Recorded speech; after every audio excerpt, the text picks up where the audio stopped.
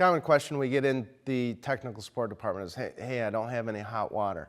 So if we're working on a gas water heater, probably the first place we're going to go, let's look at the draft. You know, are we actually getting the exhaust to the outside? And a couple of easy common tools are a lighter, piece of napkin, piece of paper. We're going to light that, okay, once we catch on fire a little bit, get that fire out. We're going to look at that smoke and hold it right up by the draft diverter, making sure that smoke is being pulled up into the chimney system.